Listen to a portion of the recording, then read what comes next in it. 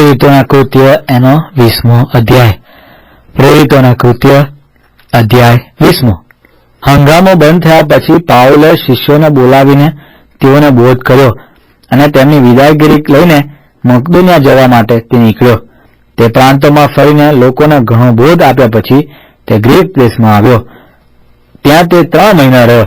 પછી સિરિયા જવા સારું જળમાર્ગે ઉપડવાની તૈયારીમાં હતો ત્યારે યહૂદીઓએ તેની વિરુદ્ધ કાવતરું રચ્યું. માટે તેણે મકદુનિયામાં થઈને પાછળ જવાનો ઠરાવ કર્યો. પુલસનો દીકરો બરૈયાનો, સોપાત્રસ, થેસ્સાલોનિકમાંના અરિસ્તાર્ખસ, સંકુદસ, દર્બેનો ગાયસ, તિમોથી, આસિયાના તુખિકસ તથા ત્રોફિમસ, તેઓ તેની સાથે આસિયા સુધી ગયા. પણ તેઓ આગળ જઈને ત્રોઆસમાં અમારી વાટ જોતા હતા. 2 ખમીર રોટલીના દિવસ પછી અમે વહાણમાં બેસીને ફિલિપીથી નીકળ્યા અને 5 દિવસમાં તેઓની પાસે ત્રોઆસ પહોંચ્યા અને 7 દિવસ ત્યાં રહ્યા. અઠવાડિયાને પહેલે દિવસે અમે રોટલી ભાંગવાને એકઠા થયા હતા ત્યારે પાઉલે પોતે બીજે દિવસે નીકળવાનો હોવાથી શિષ્યોની આગળ ભાષણ કર્યું અને મધરાત સુધી પોતાનું ભાષણ ચાલુ રાખ્યું. જે મેળી પર અમે એકઠા થયા હતા ત્યાં ઘણા દીવા બળતા હતા.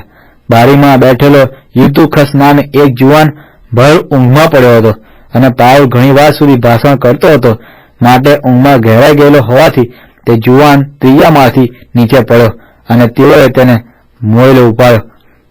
ત્યારે પાઉલ નીચે ઉતરીને તેના પર પડ્યો અને તેની કોટે વળગીને તેણે કહ્યું કે ગભરાઓ માં, કેમ કે તે જીવતો છે. પછી તેણે ઉપર આવીને રોટલી ભાંગીને ખાધી અને તેઓની સાથે ઘણી વાર સુધી એટલે છેક પો ફાટતા સુધી વાત કરી. ત્યાર પછી તે વિદાય થયો. તેઓ તે જુવાનને જીવતો લાવ્યા અને તેથી તેઓ ઘણો આનંદ પામ્યા. પણ અમે આગળ જઈને વહાણમાં બેસીને આસોસ જવાને ઉપડી ગયા. ત્યાંથી પાઉલને વહાણમાં લેવાનો અમારો ઈરાદો હતો, કેમ કે ત્યાંથી પગરસ્તે આવવા ધારીને તેણે તે ગોઠવણ કરી હતી. આસોસમાં તેમને મળ્યો ત્યારે અમે તેને વહાણમાં લઈને મિતુલેની આવ્યા. ત્યાંથી અંકારીને બીજે દિવસે અમે ખિયોસ પાસે પહોંચ્યા અને બીજે દિવસે સામોસ પહોંચ્યા અને તેને બીજે દિવસે ટ્રોગુલિયામાં કંઈક થોભ્યા પછી અમે મિલેતસ આવ્યા, કેમ કે આસિયામાં વખત ગાળવો ન પડે તે માટે પાઉલે એફેસસને બાજુ પર મૂકીને હંકારી જવાનું ઠરાવ્યું હતું અને જો બની શકે તો 50માના પર્વને દિવસે પોતે યરૂશાલેમમાં હાજર થાય એ માટે તે ઉતાવળ કરતો હતો. પછી તેણે મિલેતસથી એફેસસ સંદેશો મોકલીને મંડળીના વડીલોને પોતાની પાસે બોલાવ્યા. તેઓ આવ્યા ત્યારે તેણે તેઓને કહ્યું કે આસિયામાં મેં પ્રથમ પગ મૂક્યો તે દિવસથી માંડીને એ બધો વખત હું તમારી સાથે રહીને શી રીતે વર્ત્યો છું, એટલે મનની પૂરી નમ્રતાથી તથા આંસુઓ સહિત અને યહૂદીઓના કાવતરાથી મારા પર જે સંકટ આવી પડ્યા તે સહન કરીને હું પ્રભુની સેવા કરતો હતો એ તમે પોતે જાણો છો. વળી જે કઈ વાત હિતકારક હોય તે તમને જણાવવાને મેં આંચકો ખાધો નથી, પણ પ્રગટ રીતે ઘેર ઘેર તમને બોધ કર્યો અને દેવની આગળ પ્રસ્તાવ કરવો તથા આપણા પ્રભુ ઈસુ ખ્રિસ્ત પર વિશ્વાસ રાખવો એવી સાક્ષી મેં યહૂદીઓને તથા ગ્રીકોને આપી તે પણ તમે જાણો છો. હવે જુઓ, હું આત્માના બંધનમાં યરૂશાલેમ જાઉં છું. ત્યાં મારા પર શું વીતવાનું છે એ હું જાણતો નથી.